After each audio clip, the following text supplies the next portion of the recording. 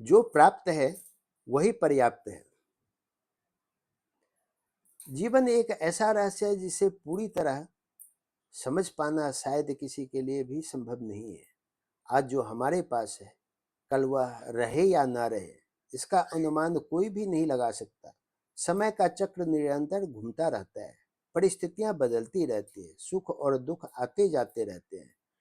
मनुष्य की सबसे बड़ी विशेषता यह है कि वह सपने देखता है, वह आगे बढ़ना चाहता है, वह अपने जीवन को बेहतर बनाना चाहता है। इसमें कोई बुराई नहीं है, लेकिन समस्या तब शुरू होती है जब इच्छाएं जरूरतों से बड़ी हो जाती है और संतोष हमारे जीवन से दूर चला जाता है। हम अक्सर ईश्वर से कहते हैं, मुझे यह चाहिए, मुझे वह चाहिए, मेरी यह इच्छा पूरी कर दीजिए।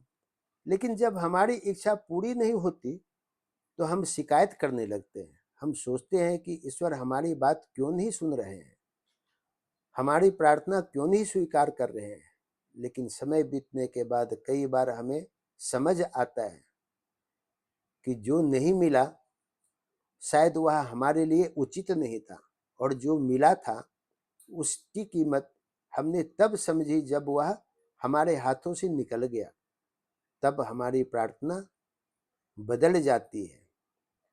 तब हम यह नहीं कहते कि मुझे और दे दो, तब हम कहते हैं, हे प्रभु, जो मेरे पास था वही वापस लौटा दो।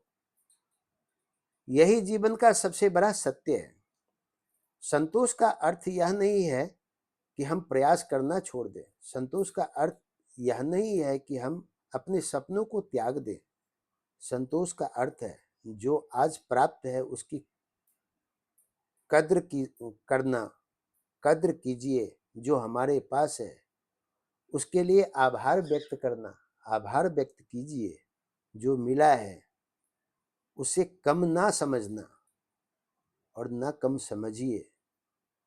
आज यदि हमारे पास स्वस्थ शरीर है तो यह बहुत बड़ी संपत्ति है।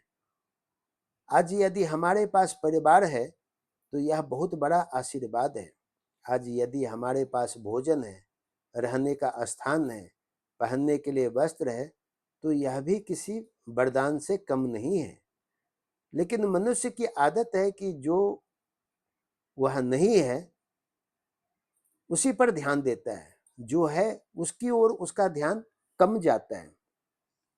यही कारण है कि सुख होते हुए भी मन अशांत रहता है, उलझने उत्पन्न होता रहता है। जीवन में आगे बढ़ना अच्छा है, प्रगति करना अच्छा है, सफल होना भी अच्छा है, लेकिन लालच अच्छा नहीं है। लालच धीरे धीरे मनुष्य की शांति को खा जाता है। लालच कहता है थोड़ा और चाहिए, फिर थोड़ा और, फिर थोड़ा और यह और कभी समाप्त नहीं होता। एक इच्छा पूरी होती है तो दूसरी इच्छा खड़ी हो जाती है, दूसरी पूरी होती है तो तीसरी सामने आ जाती है। मनुष्य दौड़ता रहता है लेकिन मंजिल कहीं दिखाई नहीं देती। ऐसे में जीवन का आनंद समाप्त हो जाता है, क्योंकि व्यक्ति भविष्य पाने की दौड़ में वर्तमान को खो देता है। जो बीत गया वह वापस नहीं आएगा, जो आने वाला है वह भी आया नहीं है। हमारे पास केवल वर्तमान है, यही वास्तविक जीवन है। लेकिन अधिकांश लोग या तो बीते हुए कल के दुखों में जीते रहते हैं या आने वाले कल की चिंताओं में डूबे हुए रहते हैं कि कब मैं महाराजा बन जाऊं। परिणाम यह होता है कि वर्तमान भी हाथ से उसका फिसल जाता है, निकल जाता है। एक दिन जब पीछे मुड़कर देखता है तो उसे महसूस होता है कि जीवन तो आधी हमारी बीत चुकी है। सुख तो सामने खड़ा था लेकिन हम उसे पहचान ही नहीं पाए।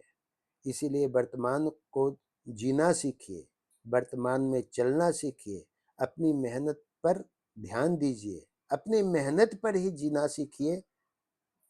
आज जो अवसर मिला है उसका आप सम्मान कीजिए। आज जो लोग आपके साथ हैं उनका कद्र कीजिए। गलत लोगों से रिश्ता दूरी बना लीजिए। आज जो समय मिला है उसका अपने भविष्य के लिए उपयोग कीजिए, सदुपयोग कीजिए। कल्पना कीजिए कि एक व्यक्ति के पास एक सुंदर बगीचा था। उसमें अनेक प्रकार के फूल खिले थे, सुगंध भी थी, हरियाली भी थी, शांति भी थी। लेकिन वह व्यक्ति हमेशा दूसरे बगीचों को देखकर सोचता रहता था कि उनका बगीचा उससे भी सुंदर है, उससे भी हरा भरा है, उससे भी हरियाली में बिछा हुआ है। उसने अपने बगीचे की देखभाल कम कर दी। वह दूसरों की चीजें के पीछे ज्यादा भागना शुरू कर दिए। धीरे धीरे उसके अपने फूल भी मुरझाने लगे, हरियाली कम होने लगी और एक दिन उसका बगीचा सूना हो गया, सूख गया। तब उसे समझ आया कि जो उसके पास था वही सबसे सुंदर था। लेकिन तब तक बहुत देर हो चुकी थी। यह कहानी केवल बगीचे की नहीं है, यह हमारे जीवन की कहानी है। हमारा परिवार, हमारा स्वास्थ्य, हमारे संबंध, हमारा समय, यही हमारा बगीचा है। यदि हम इसकी कद्र नहीं करेंगे तो एक दिन पछताना ही पड़ेगा। शिकायत, अधिकांश लोग प्रार्थना करते समय केवल मांगते हैं, लेकिन बहुत कम लोग धन्यवाद देते हैं। शिकायत नहीं है, धन्यवाद देते हैं। सोचिए, सुबह आंख खुली, सांस चल रही है, हम चल फिर सकते हैं, सोच सकते हैं, बोल सकते हैं। क्या यह किसी चमत्कार से कम है? कई लोग ऐसे हैं जो इन सुविधाओं के लिए तरस रहे हैं। इसीलिए प्रतिदिन कुछ क्षण निकालिए और ईश्वर को धन्यवाद कहिए। कहिए, हे प्रभु, आपने जो मुझे दिया है उसके लिए मैं आपका आभारी हूँ। यह एक वाक्य जीवन बदल सकता है। दुनिया में दुख का एक बड़ा कारण तुलना है। हम अपनी खुशी को दूसरे की उपलब्धियों से जोड़ते रहते हैं। हमेशा एक दूसरे की बुराई को हम खींचते रहते हैं। यदि किसी के पास हमसे अधिक है तो हमें लगता है कि हम पीछे रह गए। लेकिन हर व्यक्ति की यात्रा अलग है, हर व्यक्ति का भाग्य अलग है, हर व्यक्ति की परिस्थितियां अलग है। इसीलिए तुलना छोड़ दीजिए। तुलना केवल असंतोष पैदा करती है, जबकि कृतज्ञता संतोष पैदा करती है। जब जीवन में कठिनाइयां आती है तो हम घबरा जाते हैं। हमें लगता है कि सब कुछ गलत हो रहा है, लेकिन कई बार वही कठिन समय हमें मजबूत बनाता है। वही संघर्ष हमें नया रास्ता दिखाता है। वही अनुभव हमें परिपक्व बनाता है। इसीलिए हर परिस्थिति को एक सीख की तरह स्वीकार कीजिए। याद रखिए, हर घटना का कोई न कोई उद्देश्य होता है। हो सकता है कि आज हमें वह समझ न आए, लेकिन समय आने पर सब स्पष्ट हो जाता है। दुनिया की सबसे बड़ी संपत्ति धन नहीं है, सबसे बड़ी संपत्ति मन की शांति है।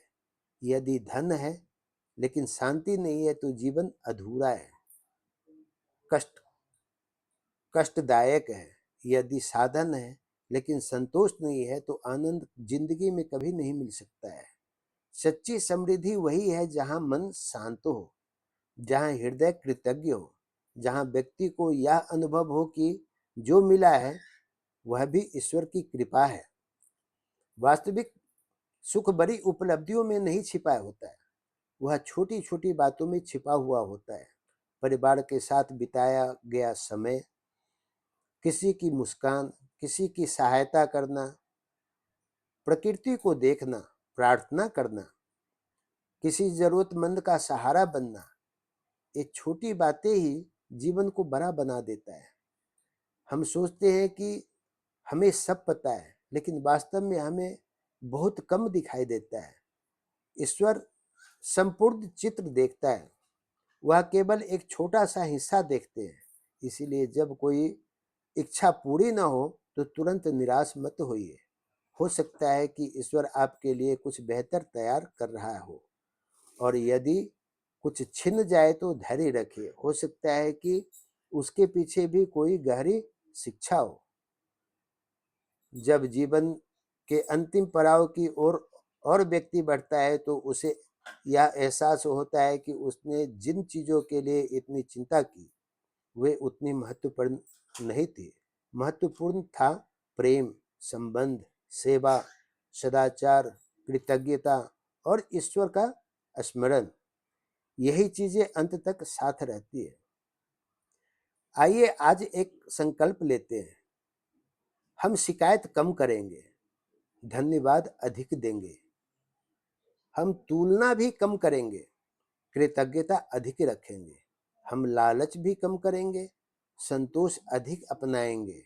हम भविष्य की चिंता कम करेंगे, वर्तमान को अधिक जिएंगे।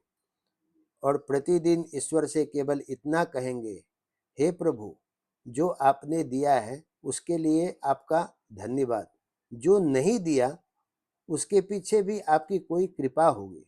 मुझे इतना विवेक दीजिए कि मैं आपके निर्णय को स्वीकार कर सकूं। मुझे इतना धैर्य दीजिए कि मैं कठिन समय में भी विश्वास बनाए रखूं।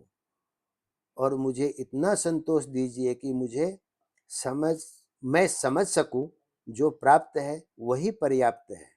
मेरे ईश्वर, बस अपनी कृपा बनाए रखिए। अगर यह कहानी आपको अच्छी लगी हो तो लाइक, शेयर, सब्सक्राइब अवश्य कीजिएगा। अपने दोस्तों के साथ, अपने परिवार के साथ, अपने रिश्तेदारों के साथ अवश्य शेयर कीजिएगा। फिर मिलेंगे आपसे एक और नई कहानी के साथ। तब तक के लिए धन्यवाद।